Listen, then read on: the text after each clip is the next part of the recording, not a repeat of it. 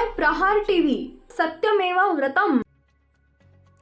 महाराष्ट्राच्या राजकारणामध्ये पडद्याआड काही मोठ्या राजकीय घडामोडी घडत आहेत का, या संदर्भातील चर्चा राजकीय वर्तुळात दबक्या आवाजात सुरू झाली आहे। मागील काही दिवसांमध्ये राज्याच्या राजकारणामध्ये घडत असलेल्या सुप्त हालचालींच्या पार्श्वभूमीवर ही चर्चा सुरू आहे। विशेष म्हणजे ही चर्चा 2019 पासून एकमेकांविरोधात लढत असलेल्या भारतीय जनता पार्टी आणि उद्धव ठाकरेंच्या मनोमिलनाची आहे। एकीकडे राज्याचे उपमुख्यमंत्री एकनाथ शिंदे नवी दिल्ली दौऱ्यावर जाण्याच्या काही तास आधीच भाजप आणि उद्धव ठाकरेंचं पडद्यामागून मनोमिलन सुरू असल्याचा संकेत म्हणून उद्धव ठाकरेंनी नुकत्याच एका सोहळ्याला लावलेल्या हजेरीकडे पाहिलं जात आहे। नेमकं काय घडलंय हे जाणून घेऊयात। 16 मार्च रोजी विधानसभेमध्ये दुपारी धार्मिक स्वातंत्र्य विधेयकावर चर्चा झाली। या चर्चेदरम्यान ठाकरेंच्या शिवसेनेनं सरकारच्या धार्मिक स्वातंत्र्य विधेयकाला पाठिंबा दिल्याचं पाहायला मिळालं।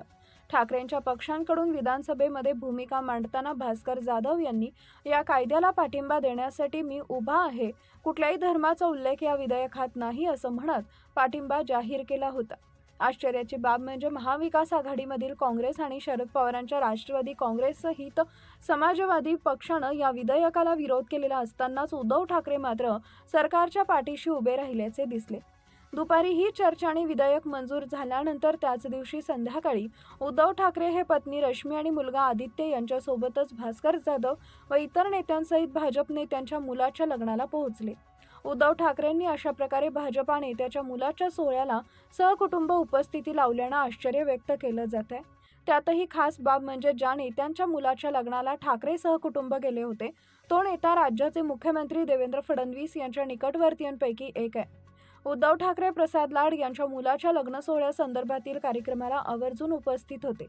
गेल्या काही वर्षात भाजप नेत्यांच्या कार्यक्रमांना उद्धव ठाकरेंनी उपस्थिती लावल्याचं ऐकिवात नाहीये। त्यामुळे या सोहळ्यातील ठाकरेंचा लाड आणि त्यांच्या कुटुंबासोबतचा स्टेजवरील फोटो चर्चेचा विषय ठरतीये। दुसरीकडे उद्धव ठाकरेंची विधान परिषदेचा कार्यकाळ संपत चालला असून निवडून पुन्हा येण्यासाठी त्यांना इतर पक्षांची मदत घ्यावी लागणार असं चित्र दिसतंय।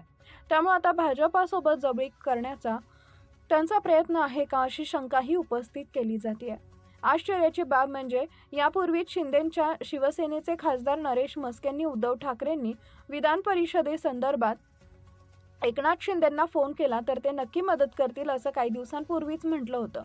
शरद पवारांच्या राज्यसभेच्या उमेदवारीसाठी सुप्रिया सुळेंनी एकनाथ शिंदेंना फोन केला होता, तसा फोन उद्धव ठाकरेंनीही करावा असा सल्ला म्हस्केंनी दिला असून राजकीय तडजोडीची ही ऑफर ऐकून अनेकांच्या भुवया उंचावल्या होत्या। त्यातच आता उद्धव ठाकरे आणि भाजपाची जवळीक वाढल्याच्या चर्चेला उधाण आलंय।